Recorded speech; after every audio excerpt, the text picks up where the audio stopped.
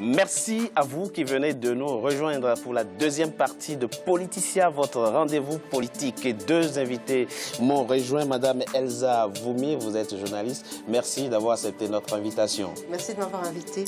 Maître Seyed Zé, vous êtes vous avocat au barreau d'Orsay en France. Merci, Maître Zé, d'avoir accepté notre invitation.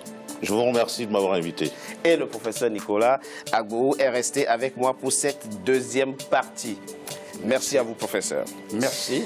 La France, selon son discours officiel, veut le développement de l'Afrique et soutient sa démocratisation, telle que préconisée justement au sommet de la Baule en 1990 par le président François Mitterrand. Mais sa politique a-t-elle pour autant changé depuis vis-à-vis du continent africain? C'est un sujet de la rédaction signée Corinne Kamdem.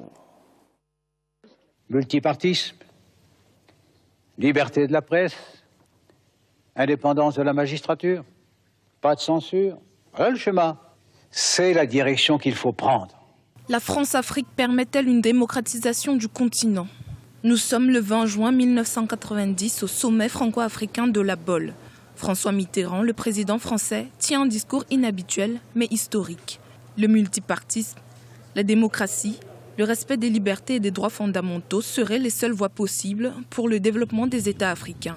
Un postulat qui, quelques mois plus tôt, avait déjà trouvé écho au Bénin du général Mathieu Kérékou, excédé par les tensions sociopolitiques. Les caisses de l'État sont vides et le pays au bord de l'implosion. Le général accepte la démocratisation de son pays. Excellences, Madame, Messieurs, au nom des intérêts supérieurs de la nation et du peuple béninois tout entier, nous disons que les décisions prises par la conférence seront appliquées dans l'ordre et la discipline, librement consenties. Ce n'est pas du défaitisme, ce n'est pas la capitulation, c'est une question de responsabilité nationale. Un vent de démocratisation qui balaie le continent mais rencontre de fortes résistances dans de nombreux pays.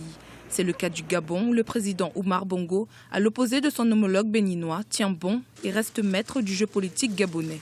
Ce n'est pas parce qu'il y a des manifestations de rue que cela doit mener à la fin des règnes. Moi, je ne me laisserai pas faire. Nous sommes décidés à mettre de l'ordre, quel qu'en soit le prix. C'est tout. Une témérité qui lui vaudra de rester au pouvoir jusqu'au 8 juin 2009, date de son décès. Si la France s'accommode des mutations politiques en Afrique depuis les années 90, elle veille toutefois à la préservation de ses intérêts sur le continent. C'est Laurent Gbagbo arrivé au pouvoir en Côte d'Ivoire en octobre 2002 qui fera les frais d'une trop grande émancipation vis-à-vis de l'ancien maître colonial. Confronté à une rébellion armée, il réclame sans succès le soutien militaire de la France. Pire, le 9 novembre 2004, l'armée française ouvre le feu sur la foule qui conspuait la France. Le carnage fera 67 morts et 1256 blessés. On tire sur vous alors que vous avez les mains nues. Mais nous sommes debout. Nous allons pousser pour qu'il nous rende notre dignité. Nous allons pousser pour qu'il nous rende notre indépendance. Nous allons pousser pour que la libération de l'Afrique tout entière parte de la Côte d'Ivoire. C'est ça qui est la vérité. Une crise qui s'enlise et qui finit par la capture de Laurent Gbagbo dans son bunker présidentiel et son transfèrement devant la Cour pénale internationale. Pour de nombreux observateurs, Laurent Gbagbo, quoi qu'il ait pu commettre comme crime, reste un symbole pour les jeunes générations d'Africains. Les événements de Côte d'Ivoire ont marqué l'apparition d'un nouveau type de dirigeant africain, beaucoup moins souple à l'égard de la France que pouvaient l'être les autres, ou beaucoup moins soucieux de garder de bonnes relations avec la France et assez habile à utiliser les faiblesses à la fois du système international et puis les faiblesses de la politique française. Utiliser les faiblesses de la politique française, c'est ce que tente de faire depuis quelques années le président rwandais Paul Kagame, qui exige la reconnaissance par la France de son rôle dans le génocide rwandais de 1994 avec ses 800 000 morts. Face au mutisme français, le président Paul Kagame n'hésitera pas à retirer son pays de la francophonie, considéré comme un instrument de perpétuation d'une domination néocoloniale. Madame Voumi, démocratisez-vous aussi longtemps que mes intérêts sont préservés. C'est en substance la politique africaine de la France. Malheureusement, oui, ça a un écho, je pense, auprès de beaucoup d'Africains, dont je suis. Et donc cette démocratisation annoncée en 1990, elle n'arrête pas de se faire, en fait, dans la plupart des pays africains. Et je vais commencer par balayer dans ma propre maison, qui est la République démocratique du Congo. Donc Mobutu était au pouvoir. Il a eu beaucoup d'émotions pour quitter le pouvoir. Il l'a quand même quitté 32 ans après, en 1997, donc 7 ans après ce discours de la Baule, avec beaucoup d'émotions.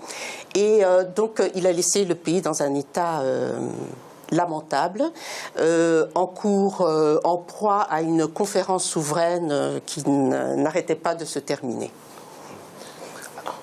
Professeur, pourquoi c'est si difficile finalement de laisser se faire le processus, la démocratisation du continent qu'on a préconisé soi-même? Bien. D'abord, il faut voir la réalité en face et sortir de la naïveté.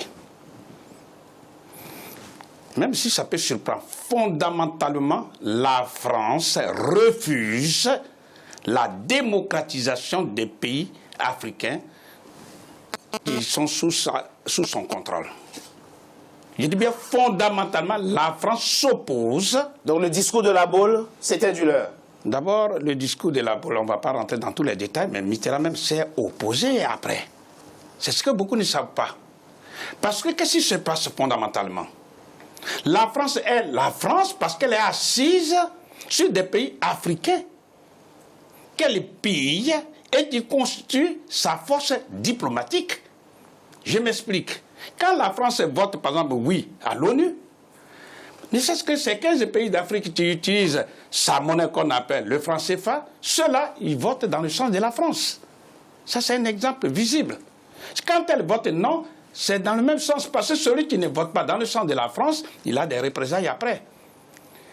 Ça, c'est un élément. Deuxième élément, puisque c'est la France qui contrôle tout, eh bien, elle ne veut pas de la démocratie. Parce que quand un pays est démocratisé, lorsque le responsable français va, par exemple, en Afrique noire, qui est, comme on le dit, son précaré, ça veut dire que ce Français-là, ce responsable, il aura des problèmes parce qu'il faut d'abord l'aval du peuple. Or, pour elle, il est plus facile d'aller traiter directement avec le responsable africain dont elle a fait un monarque, de fait, et celui-là, quand elle dit « je veux telle somme », il donne, et puis c'est terminé. Donc elle refuse fondamentalement la démocratie. Et il y a un exemple concret, c'est celui de la Côte d'Ivoire. Qu'on a vu, d'ailleurs, on l'a vu. Celui de la Côte d'Ivoire avec Laurent Gbagbo. Quand la France s'est rendue compte que voilà un élément qui gêne, c'est-à-dire... En quoi Laurent Gbagbo gênait-il, s'il vous plaît? Parce que justement, au-delà de tout ce qu'on peut dire, hormis toutes les émotions, celui qui a apporté la démocratie, qui a lutté pendant plus de 30 ans en Côte d'Ivoire pour permettre à la démocratie de voir jour, c'est bien Laurent Gbagbo. Ça, c'est le premier point. Deuxième point, quand Laurent Gbagbo a pris le pouvoir d'État dans les mains des militaires qui étaient au pouvoir, donc on n'a pas besoin de faire des dessins, c'est qu'il a pris le pouvoir de façon démocratique. Et fort donc de son élection populaire, Gbagbo a commencé à faire des réformes. Et les langues ont commencé à se délier. À partir de là, ça a commencé à gêner la France.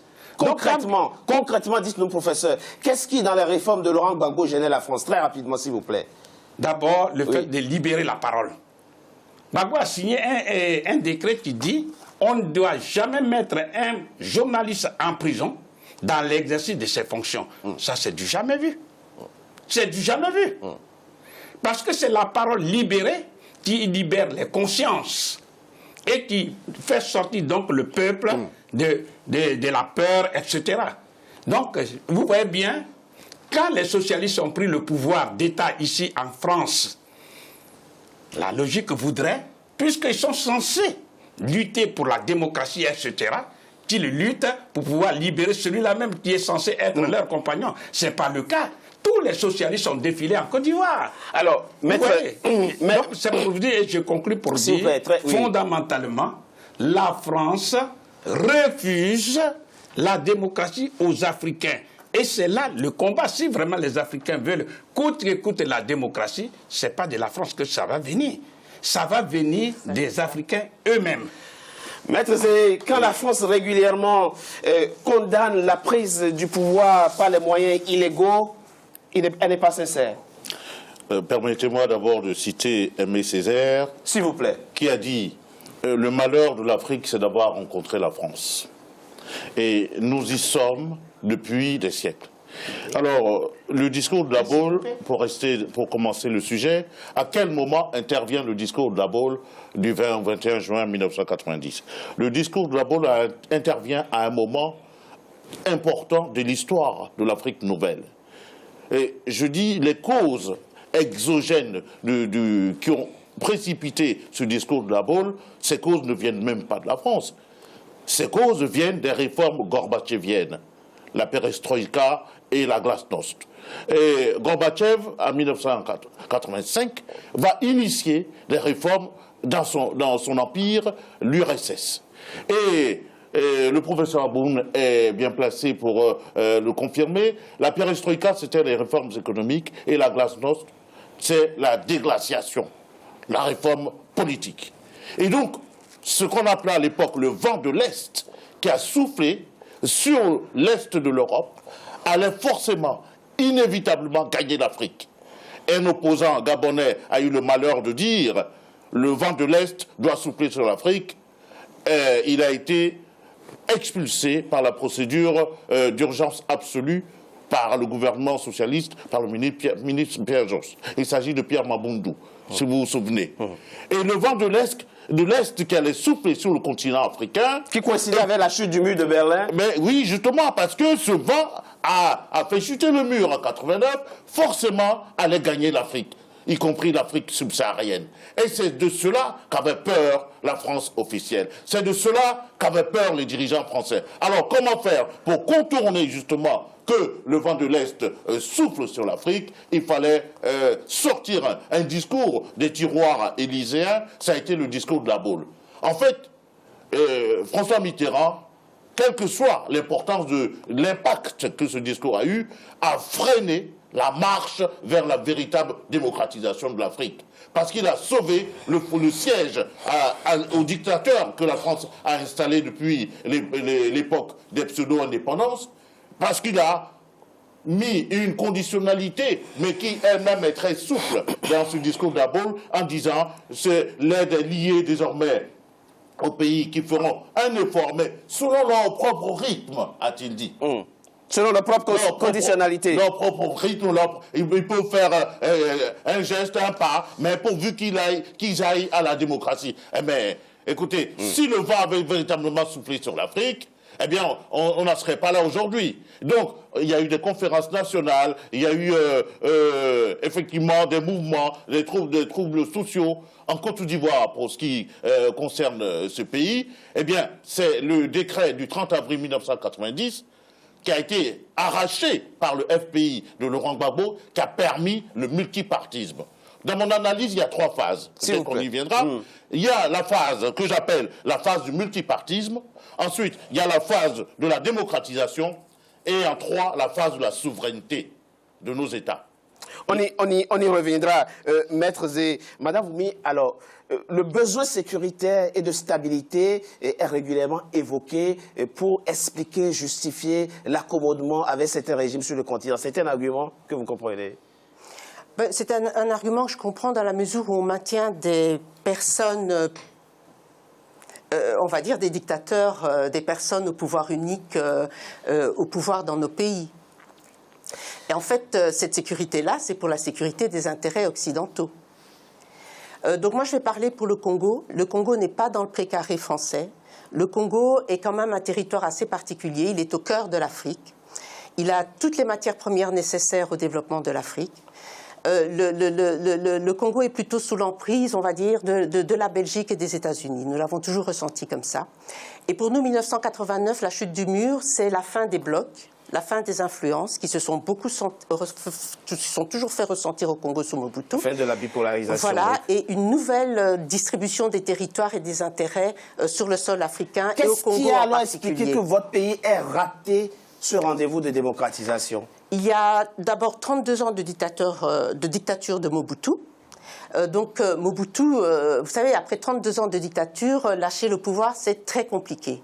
Le pouvoir, déjà, même en démocratie, le pouvoir corrompt, le pouvoir vous tient, c'est très compliqué. Oui. Alors, après, donc, il est parti. Oui, mais il est parti dans quelles conditions? Avant qu'il parte, donc, depuis 90, nous sommes passés par, quand même, le génocide rwandais qui s'est déplacé à l'est sur le territoire congolais. Et il ne faut pas oublier que nous avons accueilli plus de 2 millions de réfugiés. Alors aujourd'hui, on est en pleine vague en Europe d'informations sur les réfugiés. Donc imaginez le Congo, c'est un facteur après un premier refus de déstabilisation, Mobutu, évidemment. Voilà, 2 millions, ils ne sont pas venus en rang 2 par 2. Hein. Donc toute cette déstabilisation de l'Est est paradoxalement une région qui possède la matière première de la nouvelle révolution industrielle numérique actuelle, donc le coltan emblématique. La matière la plus pure. Alors, professeur Agbou, et à Bamako est évoquée la question de l'engagement militaire de la France sur le continent. On se souvient, en 2012, c'est le Mali qui fait appel à l'armée française pour sauver, préserver l'intégrité territoriale du Mali. Alors, on se plaint de la France, mais quand on a la moindre difficulté, on lui fait appel. Très bien. Déjà même... On peut se poser la question, pourquoi ce sommet même se tient au Mali, à Bamako? Parce que nous savons que ce qu'on appelle les rebelles, les armes qu'ils ont, ce sont des armes qui viennent de la Libye. Qui a armé la Libye? Ce n'est pas moi qui le dis. Ce sont même les responsables politiques français qui le disent officiellement. Que ceux qui ont armé la Libye rebelle pour pouvoir tuer Kadhafi, ce sont les Français. Ce sont les Français et leurs alliés qui ont armé la Libye. Et ce sont leurs armes qui ont été déportées au Mali, notamment au nord du Mali. Parce que ceux qui sont au nord du Mali, ça fait longtemps qu'ils demandent à être indépendants. Donc, morceler le pays, couper le pays en deux. Parce qu'ils disent qu'ils sont les seuls peuples blancs qui sont commandés par les Noirs. C'est-à-dire, ils refusent. Ça date de longtemps. Donc, on pensait qu'avec l'arrivée, puisque cette rébellion a été armée, et on sait ce qui est en dessous. Le Mali avait-il bien fait de faire appel à l'armée française? Bien sûr, en désespoir de cause, mais il faut aller plus loin. S'il vous plaît, très rapidement, s'il vous plaît, professeur. Bien sûr que la France est intervenue, mais elle est intervenue de façon ponctuelle pour éviter la prise de Bamako. Mais après, elle s'est arrêtée. Mais il faut aller au-delà. On ne lance pas les bombes pour rien. Ce n'est pas d'une générosité de cœur. C'est parce qu'avant d'y arriver, on a vu les richesses immenses du Mali, le sous-sol malien. Il y a le pétrole, le gaz, l'uranium, etc. Et le Mali paye en nature. Le Mali paye en nature, et comme vous le savez maintenant, c'est l'armée française qui s'est installée de façon durable au Mali. Donc voilà des stratégies. La France n'agit pas au hasard. Avant d'agir, la France analyse et voit ce qui se passe. Professeur, très rapidement, dites-oui. Rapidement sur le Mali, en tant que panafricaniste, je pense que la situation malienne démontre encore une fois que la France a toujours sa main mise sur nos États. Si les Maliens ont eu l'intelligence de faire appel à la France, c'était une façon de dire, vous, les pompiers pyromanes, venez éteindre le feu. Parce que c'est vous qui avez créé cette rébellion au Nord Mali de toutes pièces. L'opération Barkhane, on sait que ça va rien résoudre, mais au moins éteignez le feu, après on va négocier. C'est comme ça que vous voyez, vous voyez la chose. Très bien. Encore une fois, mais c'est toujours quand on évoque le cas malien, notamment la question de l'engagement militaire au Mali, c'est toujours l'occasion de rendre hommage aux valeureux et vaillants soldats tchadiens qui sont reconnus par les experts militaires comme étant bien formés, bien motivés, bien courageux et bien entraînés. D'ailleurs, on se souvient de leur entrée soirée triomphale à Kidal. C'est grâce à eux que Kidal a été libéré. C'est le moment, encore une fois, de leur rendre hommage. Nous marquons une courte pause. On se retrouve dans quelques instants pour la troisième et dernière partie de Politicien à votre rendez-vous politique. A tout de suite.